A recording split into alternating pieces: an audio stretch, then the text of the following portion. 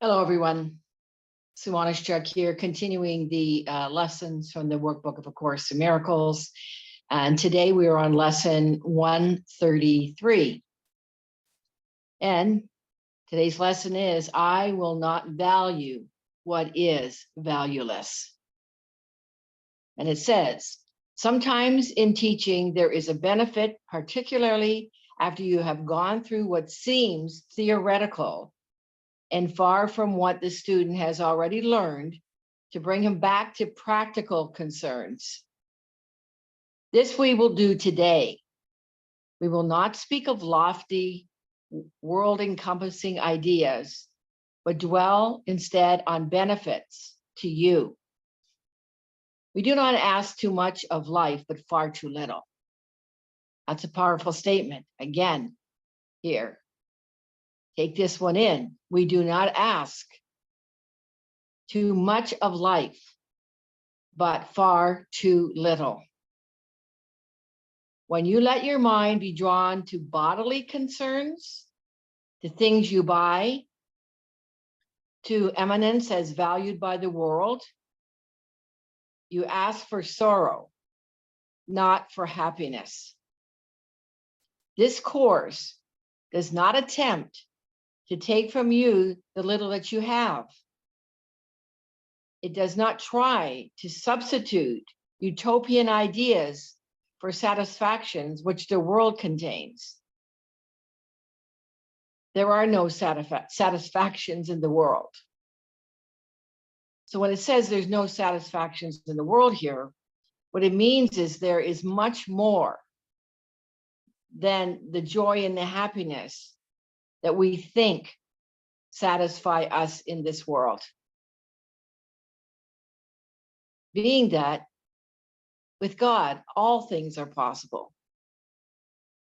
And with God, it is limitless. With the ego thought system, we are limited. And that's all, again, based on the scarcity principle. Just take a look. Where is it that you feel you're not enough? You don't have enough and you need more. You need more to be satisfied or happy. You know, particularly in this society here, in the Western society, and I'm sure in many other countries of the world, you know, is the materialism that we have been driven by. So it said, today we list the real criteria by which to test all things you think you want. You think, again, you think you want. Unless they meet these sound requirements, they are not worth desiring at all, for they can but replace what offers more. Again, we may feel we're experiencing some joy and happiness, but what this lesson is telling us is there's even much more beyond what we even understand or what we know from our experience or from what we may see outside of us. It's almost beyond our understanding. So it's asking us to check there what we think we want. Unless they meet these sound requirements, they are not worth desiring at all, for they can but replace what offers more. So they're going to give us the criteria here in a moment. The laws that govern choice you cannot make, no more than you can make alternatives from which to choose. The choosing you can do indeed, and indeed you must.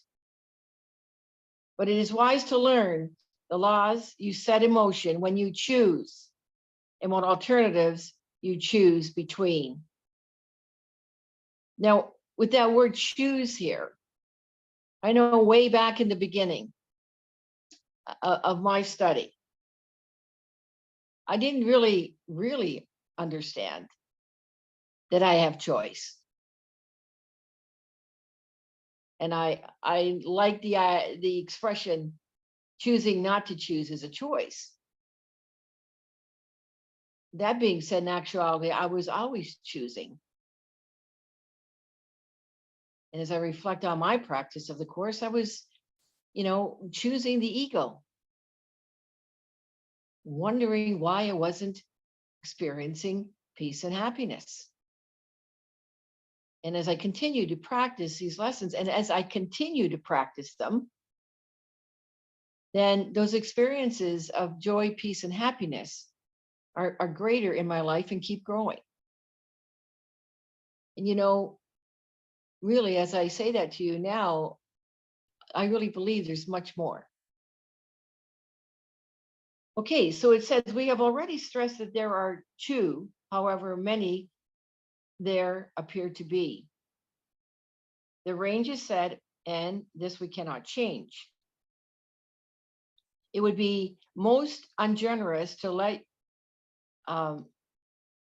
it would be most ungenerous to you to let alternatives be limitless and thus delay your choice until you have considered all of them in time and not been brought so clearly to the place where there is but one choice that must be made.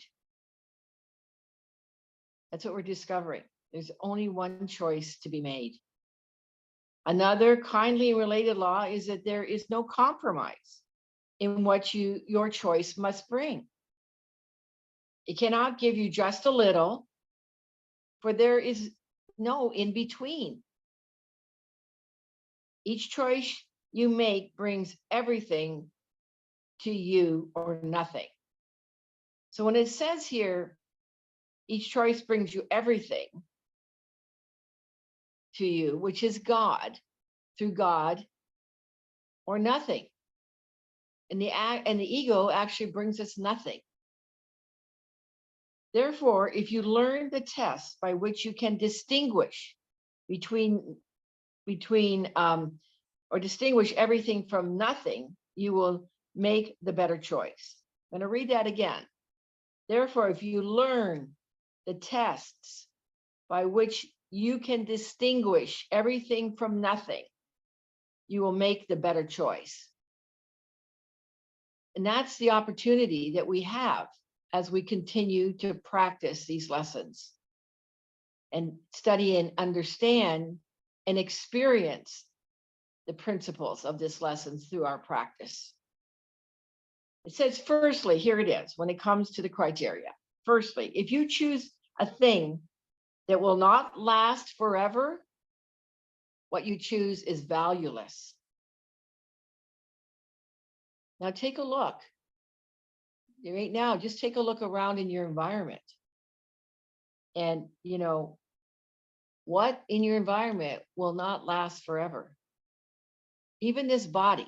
We're not this body. It is a vehicle we use to travel this journey. It is a vehicle of communication. This body doesn't last either. We make it all real.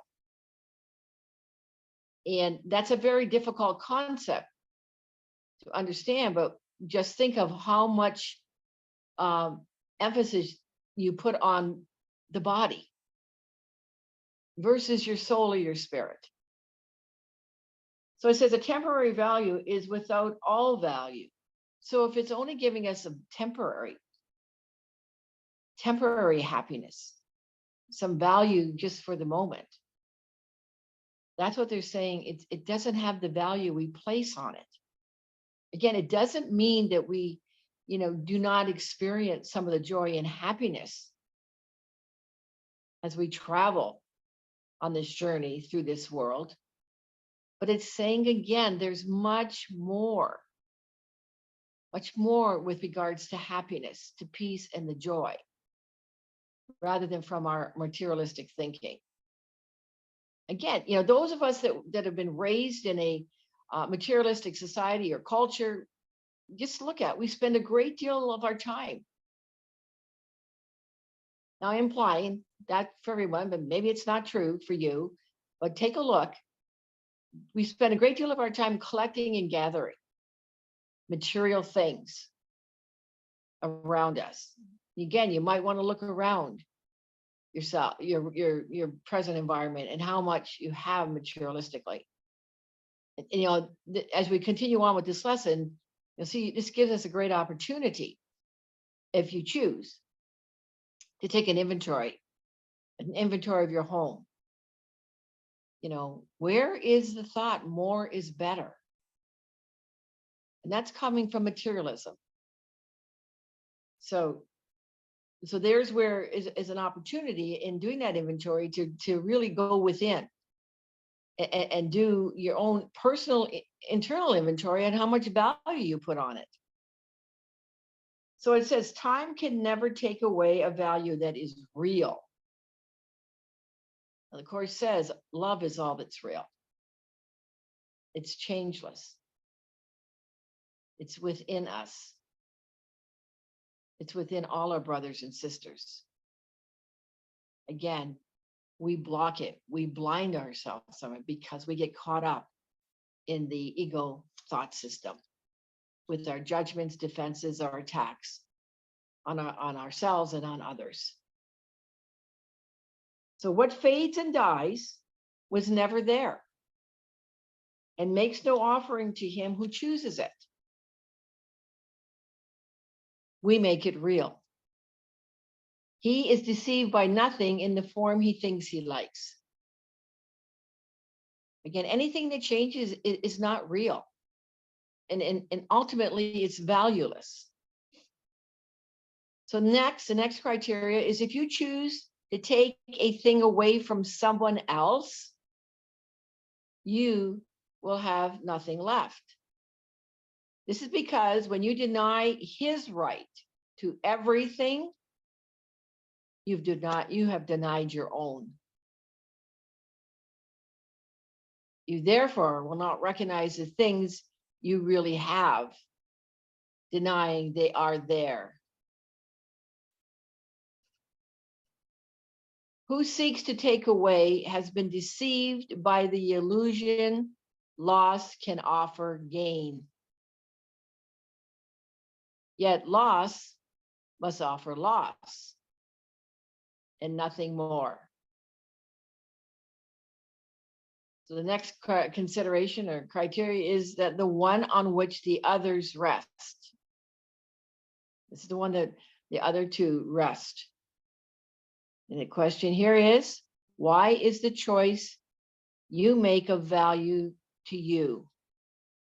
Why is the choice you make of value to you? What attracts your mind to it? What purpose does it serve? I'm going to read that again. Here's the consideration.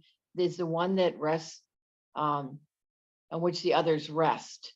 So why is the choice you make of value to you?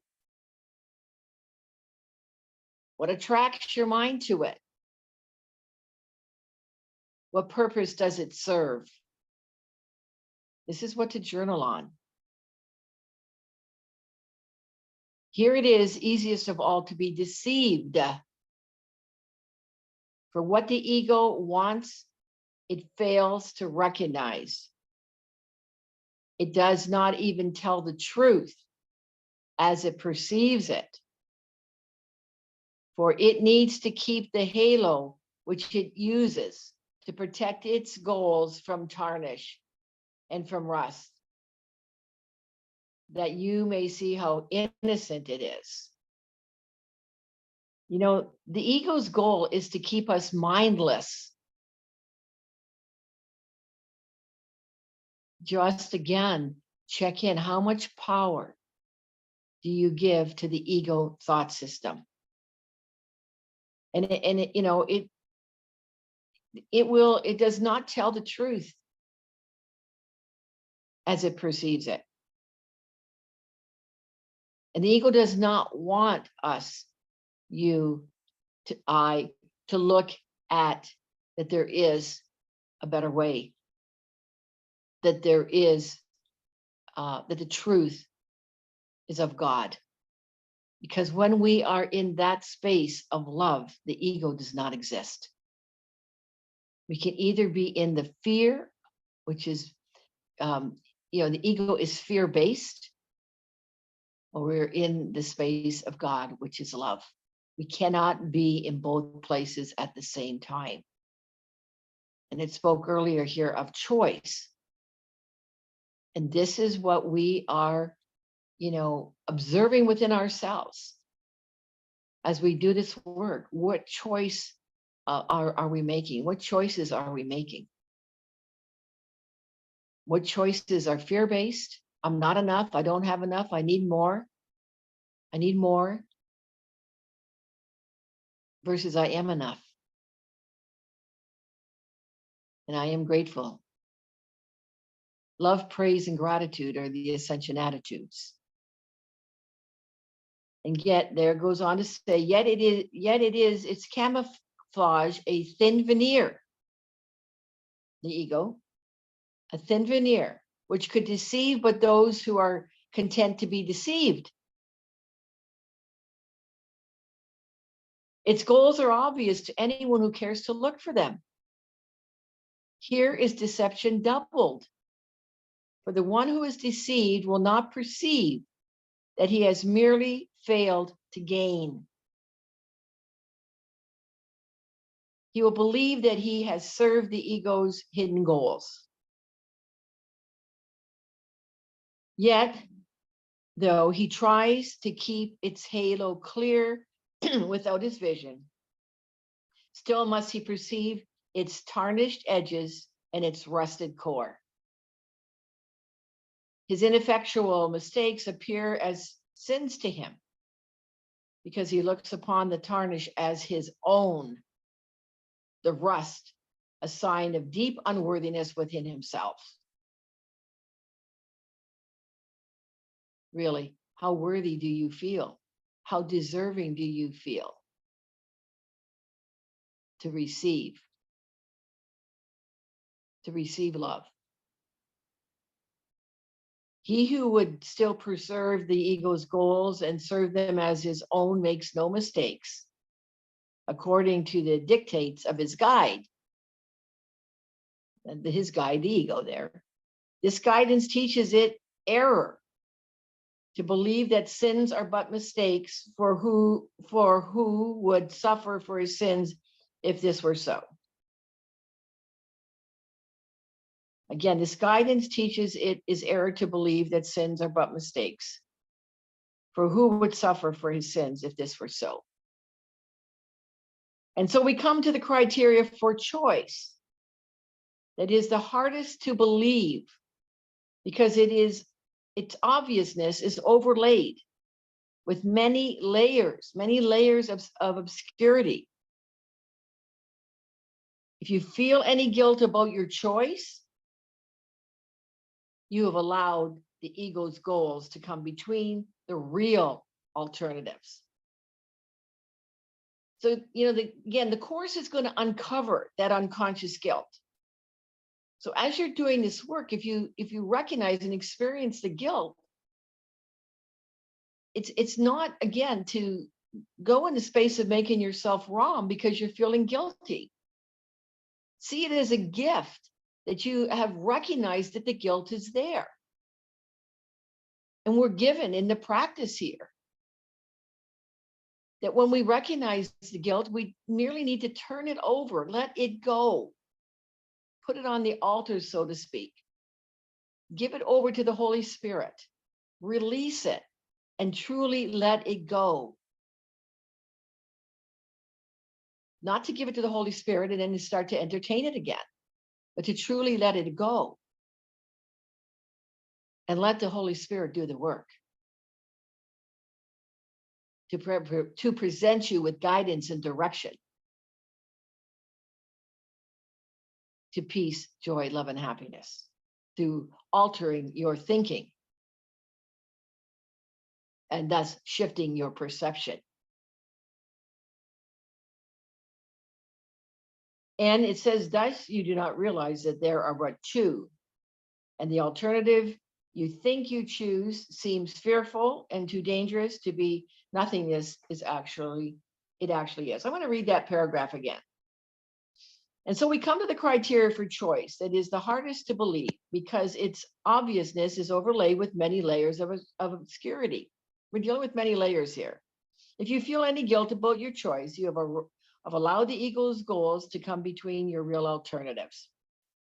And thus you do not realize that there are but two, and the alternative you think you choose seems fearful and too dangerous to be nothingness is nothingness it actually is. All things are valuable or valueless, worthy or not of being sought at all, entirely desirable or not worth the slightest effort to obtain. Choosing is easy just because of this. Complexity is nothing but a screen of smoke which hides the very simple fact that no decision can be difficult. Course says there's no order of difficulty in miracles. What is the gain to you in learning this? It is far more than merely letting you make choices easily and without pain. It says again, it is far more than merely letting you make choices and without pain. Heaven itself is reached with empty hands and open minds, which come with nothing to find everything and claim it as their own. Another powerful statement. Heaven itself is reached with empty hands and open minds, which come with nothing to find everything and claim it as their own. It says we will attempt to reach this state today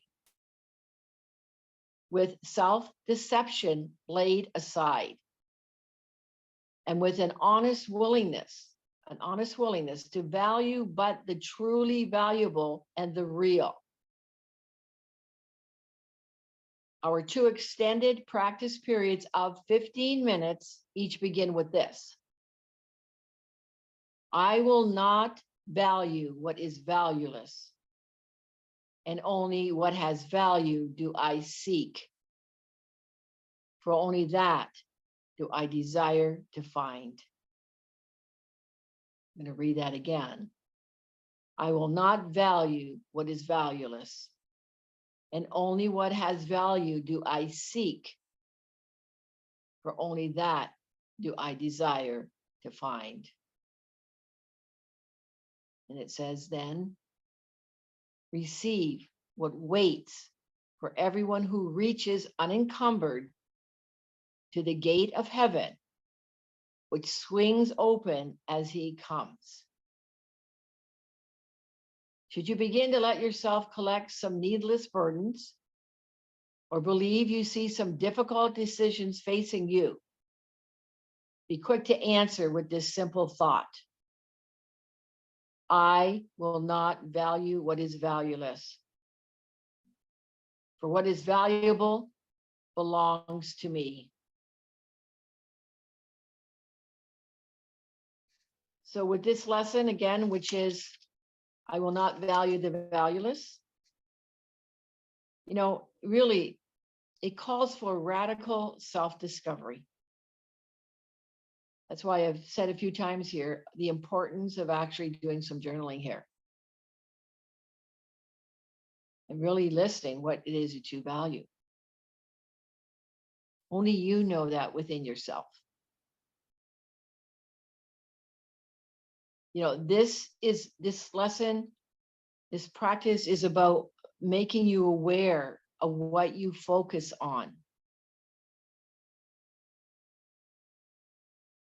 What you focus on determines how happy you are.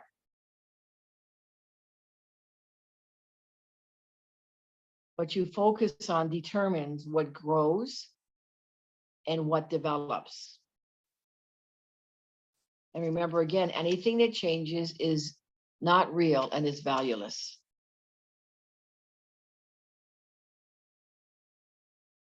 Is it real or not? I'm just looking at a few more notes here to see that I've covered all that I wanted to say today.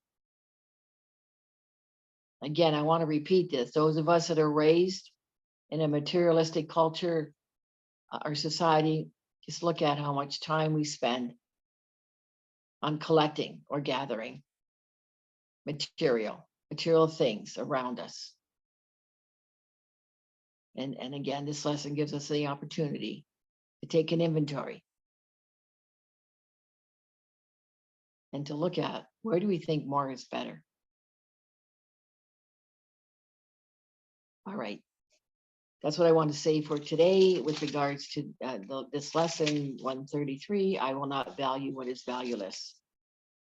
And in the next video, we will review lesson 134. As always, thank you for being here. And thank you for those of you who are commenting, liking, sharing, and are have subscribed to this channel. And I so appreciate it as we grow together here, as we study, practice the principles and the lessons of A Course in Miracles. All right. Until the next video for lesson 134, much love from my heart to yours. Bye for now.